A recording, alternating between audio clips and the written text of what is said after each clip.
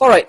Hello, and thank you for joining us today. I'm Ryan Black, the sports editor at the Manhattan Mercury, and joined here by Greg Woods on this Tuesday afternoon. Greg, we just got done on a Zoom conference call with a pair of Kansas State men's basketball players, senior guard Mike McGuirl and sophomore DaJuan Gordon. And, I don't know, we're going to kind of jump right in here. I thought something that I appreciated them being so upfront about was that, hey, everyone knows last season did not go according to their hopes, especially when they set a single season loss record for the history of K-State.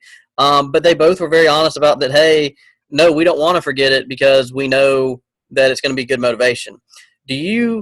Greg, do you believe that, or do you feel like, well, that's what they have to say, right? If they said they want to forget about it, then, they're not being truthful because, of course, you can't forget about a season like that. Well, at first, I kind of laughed because Mike McGuirl was like, he was like, I can tell you a lot of things about last season, and then he didn't go much, further into that, which is good. But it was just a, funny little quip. But yeah. I don't know. I don't think either answer would have been wrong. I mean, I wouldn't blame them for wanting to forget about a season that bad, especially with there was drama with the team outside of just losing, and so I wouldn't blame them if they wanted to just lessen entirely. But I also do see the point in what he was saying, and that. Like if we look back to how bad it got, and we can use that, like you said, as motivation and just kind of recalling how bad it got and not wanting to go back to that place again.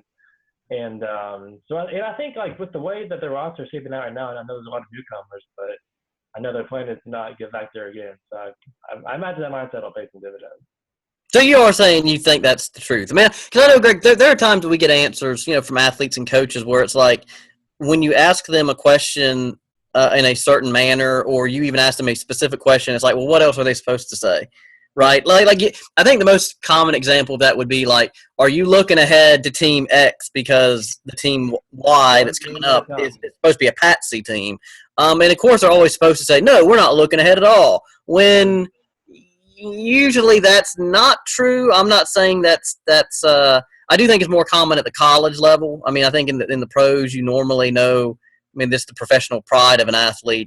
Usually you do have to at least, play up to a certain level in that. But we know, Greg, with the kind of the difference in talent in a lot of these games, I mean, yeah, a team can play maybe at a C level and still win pretty easily over a team from a smaller conference or even a smaller division. But I agree with you, like you said, that I think it was a truthful answer because this is the backstory of so many sports things that we know, right, is that you had the kind of season or a game or something that stuck with you, and you're like, we never want that to happen again. And, I think it's just – I wouldn't be surprised, Greg, if whatever their team motto is next year has something to do with that. I'm not going to speculate on what it might be, but it probably will center around something like that. Yeah. Like never again or something like that. I don't know. Never forget. So, and Greg, the other thing which I did get a chuckle about, and I think I said it's because DaJuan Gordon is still young enough that he doesn't know what he doesn't know, but he was asked like how long it would take for the team to develop chemistry, and he said it would be the first practice. We're talking about 9 newcomers coming in, and he says first day of practice they're going to be rocking and rolling. I just found that a little bit comical. And so I turn it to you, Greg. How long do you think is realistic to expect it'll take this team to really find semblance of chemistry?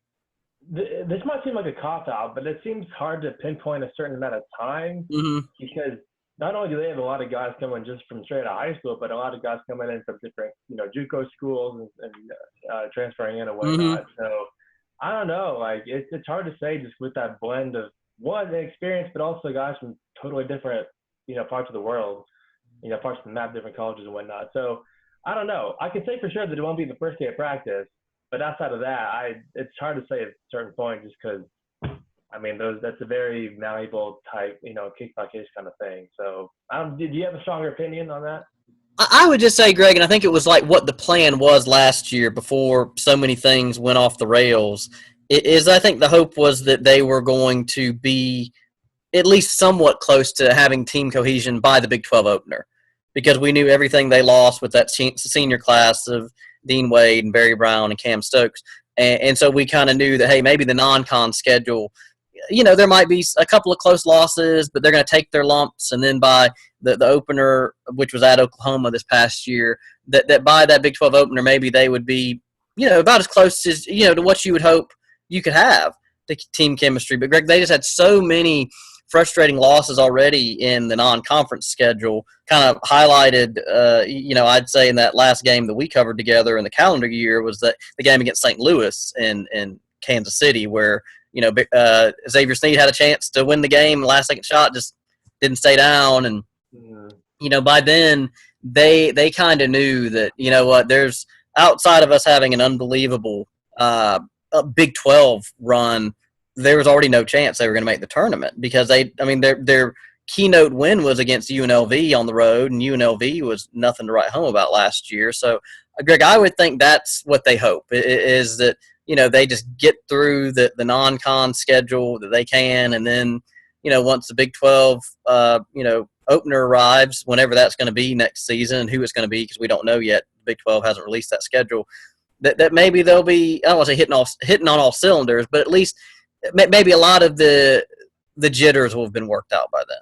Yeah. I think if they can pick up some decent non-conference wins, that can translate into some confidence for the conference schedule. Because, like you said, after they wrapped up their non-con schedule last year, they had just collected so many bad losses and losses they could have avoided entirely that I imagine I had to do something with their confidence going into the conference schedule in January. So I think if they can avoid some of those bad losses. Well, Greg, look at this. Like, again, I don't know how much you remember about that first conference game, but K-State was up on Oklahoma. I believe it was 62-55 with like 4 minutes left, and then Oklahoma ended the game on like a 12-0 run or whatever. K-State didn't score. Now, and so I'm just saying, like, that's probably something that doesn't happen if they had a little more confidence they had brought in from the non-con, but they just had loss after loss after loss, which all were very close, really, aside from the loss against Bradley down in Fort Myers, which was just a bad loss. But Greg, I think the one thing that we certainly know is there's no way, at least I can't see it, that K-State's going to be picked above ninth probably. Because I think maybe them, Iowa State, TCU are probably going to be the. I don't want to sound all pessimistic here, but I imagine they'll be picked last just because with the season they had last year, and they're not really. I mean, there's no big headline name. They missed out on Joe Bradford, so it wouldn't shock me if they were picked 10th. But I guess we'll have to wait and see for that. Yeah, no, and Greg, it just does seem heck, even the year of course they go to the Elite Eight. I mean, what we always heard about how they were picked 6th or 7th to start out that year. So I mean, I think the preseason rankings only mean so much in terms of they're things for us to talk about and to ask the teams about. But at the end of the day, I mean, they don't mean anything. They don't mean anything. Yeah.